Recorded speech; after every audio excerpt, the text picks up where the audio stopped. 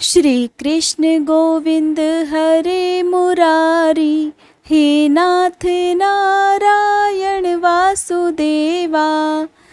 ओम नारायणाय नमः। आप सभी का हमारे YouTube चैनल पर हार्दिक स्वागत है। आज के इस वीडियो में आप रसपान करेंगे अजा एकादशी व्रत की कथा का। अजा एकादशी भाद्रपद मास के कृष्ण पक्ष की एकादशी होती है, जिसे अन्नदा एकादशी के नाम से भी जाना जाता है। और इस बार एकादशी का व्रत 23 अगस्त मंगलवार को रखा जाएगा और 24 अगस्त बुधवार को यह व्रत खोला जाएगा। 24 अगस्त को ही भगवान कृष्ण के जन्म की छठी भी है, यानी कि इस दिन कान्हा जी की छठी पूजी जाती है। और इसी दिन त्रयोदशी तिथि भी है, जिसमें प्रदोष व्रत रखा जाता है, जिसकी वीडियो भी हमारे चैनल पर अपलोडेड है, आप चाहें तो देख सकते हैं। भगवान श्री कृष्ण धर्मराज युधिष्ठिर को साल भर में पड़ने वाली सभी एकादशी व्रत का महात्म्य सुनाते रहते हैं। सावन मास के शुक्ल पक्ष की एकादशी का महात्म्य सुनने के बाद धर्मराज युधिष्ठिर ने एक दिन भगवान श्री कृष्ण से पूछा, हे मधुसूदन, अब आप कृपया मुझे भाद्रपद मास के कृष्ण पक्ष की एकादशी का महात्म्य भी बताइए। तब भगवान श्री कृष्ण ने धर्मराज युधिष्ठिर को एक पौराणिक कथा सुनाते हुए कहा, हे धर्मराज, भाद्रपद मास के कृष्ण पक्ष की अजा एकादशी का महात्म्य जो भी सच्चे मन से सुनता है, वह इस दिन रखे गए उपवास का ही पुण्य प्राप्त करता है। इस एकादशी के महात्म्य को सुनने मात्र से ही जन्म जन्मांतर के पापों का नाश हो जाता है, संतान को लंबी आयु प्राप्त होती है, घर में अन्न धन सुख की कोई कमी नहीं रहती। पौराणिक कथाओं के अनुसार भगवान श्री राम के वंश में अयोध्या नगरी में एक सत्यवादी हरिश्चंद्र नाम के चक्रवर्ती राजा राज्य करते थे। वह अत्यंत वीर, प्रतापी और सत्यवादी थे। राजा अपनी सत्यनिष्ठा और ईमानदारी के लिए सभी जगह प्रसिद्ध थे। एक बार देवताओं ने सोचा कि क्यों न राजा हरिश्चंद्र की परीक्षा ली जाए। इसलिए उन्होंने परीक्षा लेने का एक उपाय सोचा, एक योजना बनाई और इस योजना के अनुसार ऋषि विश्वामित्र ने उनसे स्वप्न में राजपाट दान में मांगा।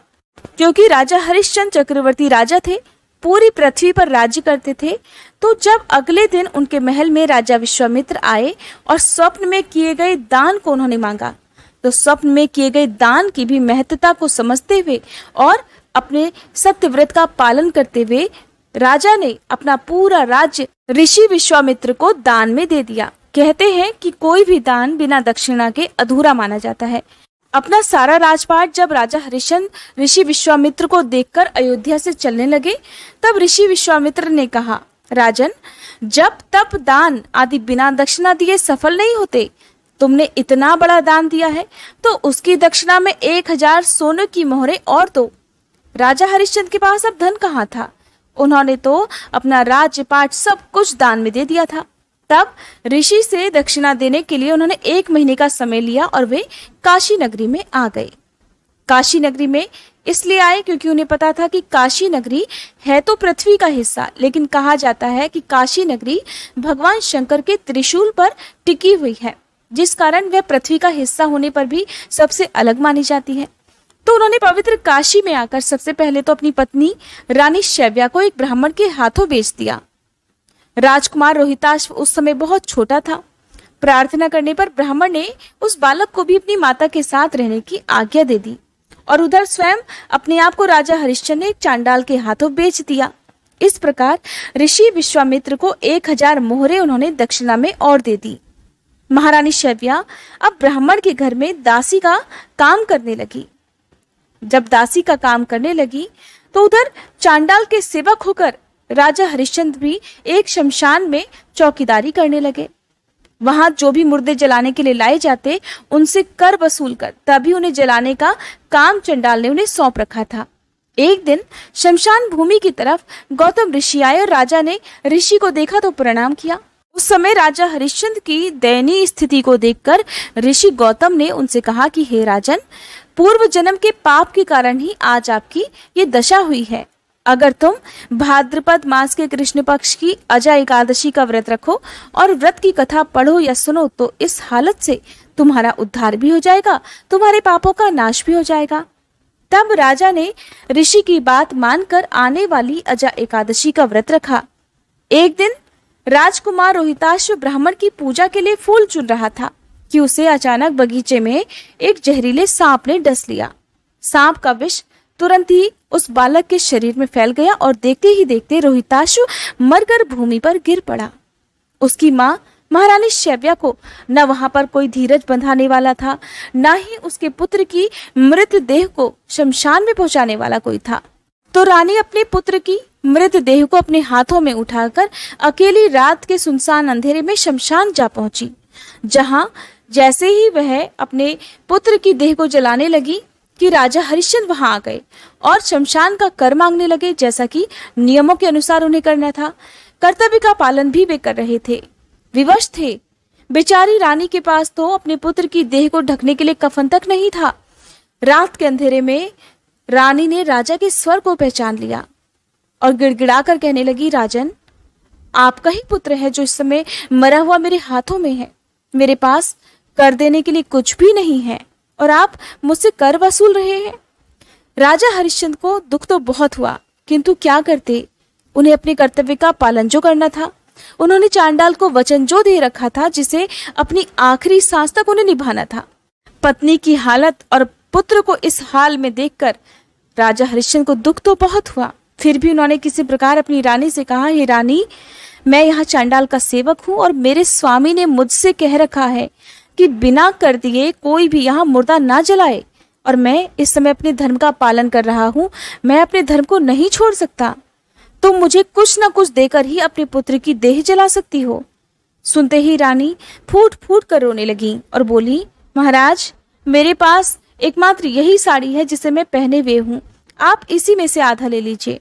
कहते ही रानी शैव्या जैसे ही अपनी साड़ी का कोना फाड़ने चली, तभी दिव्य प्रकाश के साथ ही वहां पर श्री हरि, देवराज इंद्र, धर्मराज आदि देवता और महर्षि विश्वामित्र प्रकट हो गए। महर्षि विश्वामित्र ने बताया कि कुमार रोहित मरा नहीं, बल्कि ये सब तो ऋषि ने योग माया से दिखलाया था। राजा हरिश्चंद्र को खरीदने वाले चांडाल के रूप में और कोई नहीं बल्कि साक्षात धर्मराज थे। सत्य साक्षात नारायण का स्वरूप है। और इस प्रकार अजा एकादशी व्रत के प्रभाव से हे राजन, तुम्हारे सभी पाप नष्ट हो गए हैं। तुम्हारा एकादशी का ये व्रत सफल हुआ। अब तुम सुखपूर्वक अपना राज्य भोगो और अंत में तुम्हें स्वर्गलोक की प्राप्ति होगी। ऐसा कहकर भगवान श्री हरि और अन्य देवता और ऋषि वहां से अंतर्ध्यान हो गए। इस प्रकार एकादशी व्रत के प्रभाव से राजा हरिश्चंद्र ने निष्कंटक राज्य भोगा और अंत में वे अपने पुत्र और अपनी पत्नी के साथ स्वर्गधाम को चले गए। इस प्रकार एकादशी का व्रत रखने से सभी सुख प्राप्त होता है। पुत्र की, पति की लंबी आयु होती है। संतान से जुड़ी हुई समस्याएं हो या जीवन में आ रही कोई भी बाधा, कोई परेशानी हो, उसका निवारण चाहने के लिए आज के दिन सच्चे मन से भगवान श्री हरि की पूजा अर्चना करनी चाहिए। एकादशी व्रत को 11 व्रत के नाम से भी जाना जाता है और इस दिन की जो कथा है वो बिना 11 माता की कथा के अधूरी मानी जाती है। तो अब सुनिए 11 माता की कथा। 11 माता की कथा का वर्णन स्वयं भगवान श्री कृष्ण ने अपने श्रीमुख से धर्मराज युधिष्ठिर को सुनाया था। एक बार धर्मराज युधिष्ठिर ने भगवान श्री कृष्ण से पूछा, हे मधुसूदन, पुण्यमयी एकादशी अर्थात 11 माता की उत्पत्ति कैसे हुई? इस संसार में वह क्यों पवित्र मानी गई और सभी देवताओं को कैसे प्रिय हुई? तब भगवान कृष्ण कहने लगे, हे कुंती नंदन, प्राचीन समय की बात है। सतयुग में मुर नाम का एक दानव रहा करता था। वह बड़ा ही अद्भुत, अत्यंत रौद्र तथा संपूर्ण देवताओं के लिए बड़ा भयंकर था। उस काल रूपधारी दुरात्मा महासुर ने देवराज इंद्र को भी जीत लिया था। सभी देवता उससे परास्त होकर स्वर्ग से निकाले जा चुके थे और शंकित तथा भयभीत होकर पृथ्वी लोक पर विचरा करते थे। एक दिन सभी देवता भयभीत होकर महादेव जी के पास गए। वहां देवराज इंद्र ने भगवान शिव को प्रणाम करके उन्हें आगे का सारा हाल कह सुनाया। देवराज इंद्र कहने लगे, हे महादेव, ये देवता स्वर्गलोक से निकाले जाने के बाद पृथ्वी पर भटक रहे हैं। मनुष्यों के बीच रहना इन्हें शोभा नहीं देता। हे देवाधिदेव, कोई उपाय बताइए, देवता किसकी शरण में जाएं? देवराज इंद्र की बात सुनकर महादेव कहने लगे, देवराज, जहां सभी को शरण देने वाले, सबकी रक्षा में तत्पर रहने वाले जगत के स्वामी भगवान गरुड़ध्वज विराजमान है, वहीं पर जाओ, वही तुम लोगों की रक्षा करेंगे। भगवान श्री कृष्ण कहते हैं, हे धर्मराज, महादेव जी की ये बात सुनकर परम बुद्धिमान देवराज इंद्र संपूर्ण देवताओं के साथ क्षीर सागर में गए, जहां भगवान गदाधर सो रहे थे। देवराज इंद्र ने हाथ जोड़कर उनकी स्तुति की। देवराज इंद्र इस प्रकार स्तुति करने लगे, हे देव देवेश्वर, आपको नमस्कार है। देव, आप ही पति, आप ही मति, आप ही कर्ता और आप ही कारण हैं। आप ही सब लोगों की माता और आप ही इस जगत के पिता हैं। देवता और दानव दोनों ही आपकी वंदना करते हैं। हे पुंडरीकाक्ष, आप दैत्यों के शत्रु हैं। हे मधुसूदन, हम लोगों की रक्षा कीजिए, हम इस समय संकट में हैं। हे प्रभु, हे जगन्नाथ, अत्यंत उग्र स्वभाव वाले महाबली मुर नामक दैत्य ने इस संपूर्ण देवताओं को जीतकर स्वर्ग से बाहर निकाल दिया है। भगवान, हे देव देवेश्वर, हे शरणागत वत्सल, देवतागण भयभीत होकर आपकी शरण में आए हैं। दानवों का विनाश करने वाले हे कमल नयन, हे भक्त वत्सल, हे देवेश्वर, हे जनार्दन, हम सब की रक्षा कीजिए, रक्षा कीजिए। भगवान, शरण में आए हुए देवतागणों की रक्षा कीजिए, इनकी सहायता कीजिए। देवराज इंद्र की स्तुति सुनकर भगवान श्री हरि बोले, देवराज, ये दानव कैसा है? उसका रूप और बल कैसा है? और उस दुष्ट के रहने का स्थान कहाँ है? कृपया इसका विस्तार पूर्वक वर्णन करो। तब देवराज इंद्र इस प्रकार बोले, देवेश्वर, पूर्व काल में ब्रह्मा जी के वंश में तालजंघ नामक एक महान असुर उत्पन्न हुआ, जो अत्यंत भयंकर था। उसका पुत्र मुर दानव के नाम से विख्यात है।